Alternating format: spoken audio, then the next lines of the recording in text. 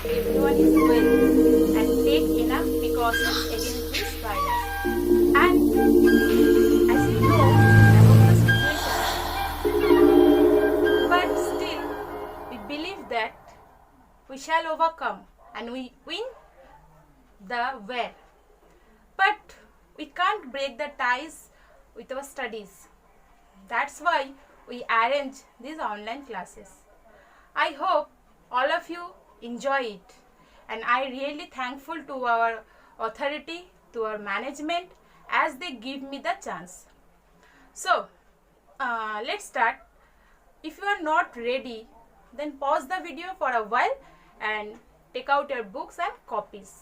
And one humble request from me, don't skip the video, please watch it till at the end. I will give you some question from the chapters. Okay, so today we will start chapter number 8, class 8, chapter number 8. Very interesting chapter, the Great Revolt of 1857. 1857 की Great Revolt. I think all of you ready?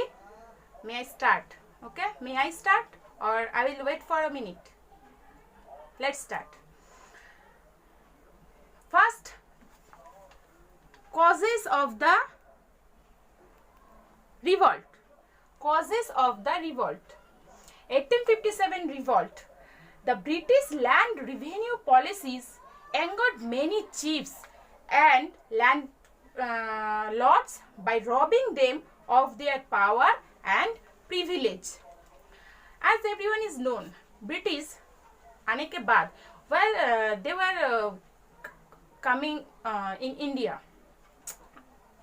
The main aim was trade, but gradually धीरे धीरे क्या किया उन्होंने, trade व्यापार के साथ साथ वो इंडिया में अपना हक जमाने लगे, इंडिया में अपना राज जमाने लगे.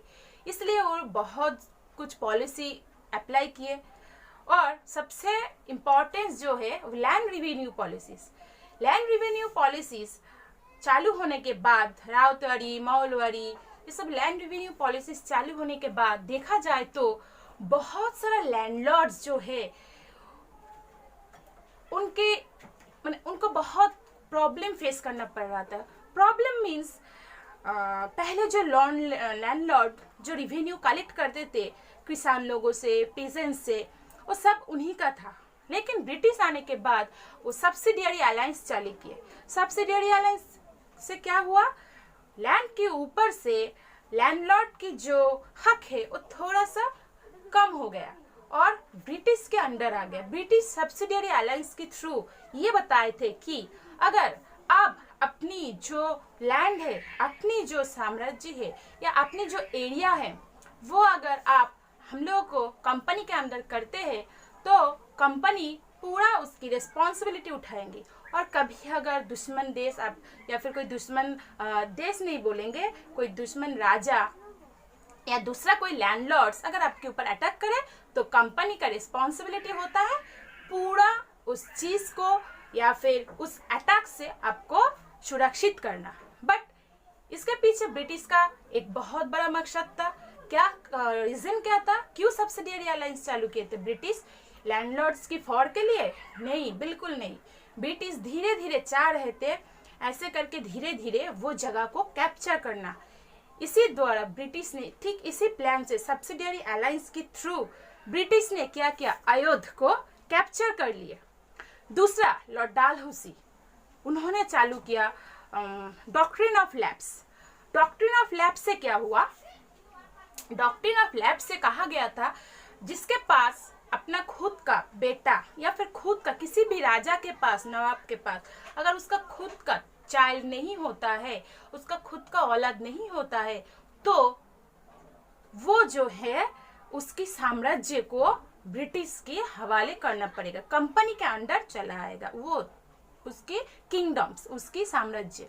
जैसे कि झांसी की रानी लक्ष्मीबाई, उनकी खुद की एक बेटा हुआ था लेकिन बहुत ही कम उम्र में बहुत ही कम क्या बोलेंगे, शायद इन्फेंट में, मतलब बहुत ही जब वो चाइल्ड थी, एकदम छोटा था, तभी उसका डेथ हो गया था। तो उन्होंने एक बच्चा एडॉप्ट किया था। तो और भी जैसे है, तुम लोग की देखोगे यहाँ पर पॉलिटिकल रीजन है, अपना बुक खोले हो ना तो उसमें देखो पॉलिटिकल रीजन है। पॉलिटिकल रीजन के नीचे देखो यहाँ पर लिखा हुआ है Nana Sahib, Rani Lakshmibai of Jhansi and Nana Sahib the adopted son of Peshwa Bajirao two. सब ने जो पेशवा बाजीराव टू, झांसी, तो जिन्होंने भी सन एडॉप्ट किया है, मतलब किया था, तो उन्हें क्या किया गया, कहा गया था कंपनी की ओर से कि आपका एडॉप्टेड जो सन है उनको आपकी साम्राज्य की हक नहीं मिलेगा। ठीक है, तो तुम लोगों को तो पता है झांसी रानी लक्ष्मीबाई जो थे उनका नाम हिस्ट्री में सबको पता है, ऐसा कोई नहीं है जिनको झांसी रानी लक्ष्मीबाई का नाम पता नहीं होगा। तो उन्होंने ब्रिटिश की ये जो डॉक्ट्रिन ऑफ लैप्स, इसके खिलाफ आवाज उठाई। उनको बिल्कुल भी ये चीज मतलब वो झांसी रानी लक्ष्मीबाई को ये पसंद नहीं था। वो ब्रिटिश के सामने अपना सर झुकाने से अच्छा अपना सर कटाने में राजी थे। तो उनको ये सबसे डॉक्ट्रिन ऑफ लैप्स जो है वो पसंद नहीं था। तो आगे चल के क्या हुआ, ऐसे करके बहुत सारे राजा थे, बहुत सारे रानी भी थे। उसमें से तो झांसी रानी सबसे किसी का नाम अगर हम आगे लेंगे तो झांसी रानी है, जो कि ब्रिटिश के सामने अपना सर झुकाना नहीं चाहते थे। तो उनके मन में क्या हुआ, एक गुस्सा, एक ग्रीवेंस जो है, छुपा हुआ गुस्सा था, जो धीरे धीरे आगे चल के देखोगे 1857 रिवॉल्ट का एक बहुत बड़ा एक कॉज बना। Hello and welcome again the students of class 8, the chapter of 8 great revolt of 1857. Let's we will start from social and religious causes. Social and religious causes. We have already learned the political causes. Political causes में main दो point था, subsidiary alliance and doctrine of lapse. Subsidiary alliance, what is subsidiary alliance and what is doctrine of lapse? That is the question for you. And who introduced the doctrine of lapse? Next, social and religious causes. The British introduced several reforms such as the legalization of widow remarriage to improve the condition of women, but the Orthodox Hindus opposed the footsteps of these taken by the British. मतलब British ने ऐसा नहीं, जो भी आए थे British वो सब खराब थे, ठीक है, उनके कुछ पॉजिटिव स्टेप्स भी थे, जैसे विडो रिमैरिज। हम लोगों को पता ही है उस समय समाज में विडोज की नंबर ऑफ विडोज बहुत ही ज़्यादा थे। तो मतलब क्यों ये विडोज ज़्यादा क्यों थे, अगर हम ये बोलने चाहिए तो शॉर्टली 2 लाइन में अगर कहते हैं शॉर्ट में, तो उस समय तो सबको पता ही है तुम लोगों को कि बहुत ही छोटे उम्र में लड़की लोगों की शादी एकदम बूढ़ा बहुत ही एजेड पर्सन से हो जाता था।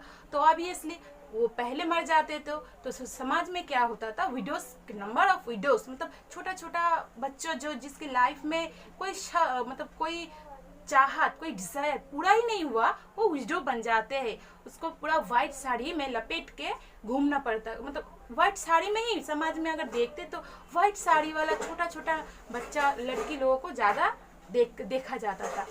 तो विडो रिमैरिज के पीछे विद्यासागर जी का बहुत ही बड़ा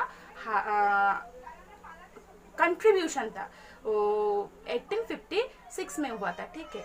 तो जो भी हो, ब्रिटिश ने विडो रिमैरिज, फिर अगेन सती सिस्टम, सती एक्ट, और हिंदूज जो हिंदू नारी थे, मतलब वुमेन्स थे, वुमेन एडुकेशन, ये सब चालू करने के बारे में सोचे, और कुछ हद तक इनका जो ये स्टेप्स था वो काम सक्सेसफुल भी हुआ।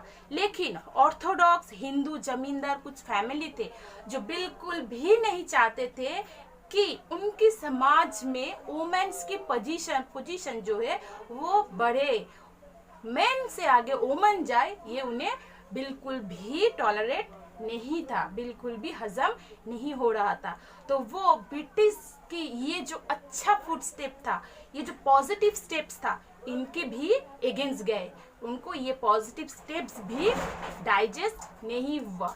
और नंबर सेकंड जो है, कुछ क्रिश्चियन मिशनरीज, जॉन कैरीज और भी बहुत सारा, देखो अपना book page number 66 first number, the European missionaries efforts to convert people to Christianity. तो ये जो कुछ क्रिश्चियन मिशनरीज थे जो कि चाहते थे क्रिश्चियन रिलीजियंस को स्प्रेड करना, ठीक है। तो ऑब्वियसली हिंदूज और मुस्लिम बोथ सोसाइटी जो है, बोथ कम्युनिटी जो है, कभी भी नहीं चाहते थे कि अपने रिलीजियन से दूसरे रिलीजियंस में ट्रांसफर हो जाए। तो ये हो गया सोशल एंड रिलीजियस कॉसेस। अपनी धर्म से बाहर जाके दूसरी धर्म को अडॉप्ट करना उनको बिल्कुल पसंद नहीं था। तो ये जो जबरदस्ती समझा बुझा के क्रिश्चियन रिलीजन में हिंदूज और मुस्लिम को ट्रांसफर जो किया जाता, मतलब कन्वर्ट जो किया जा रहा था, इसके अगेंस्ट भी आम आदमी के मन में बहुत ही ज़्यादा गुस्सा बढ़ा। तो आम आदमी के मन में गुस्सा हो गया, मतलब आम आदमी के मन में जो है ब्रिटिश के खिलाफ जो एकदम, मतलब समझ ही रहे हो क्या होगा। किसी के धर्म के खिलाफ अगर कोई नेगेटिव वर्ड बोलेगा तो गुस्सा करेगा ही।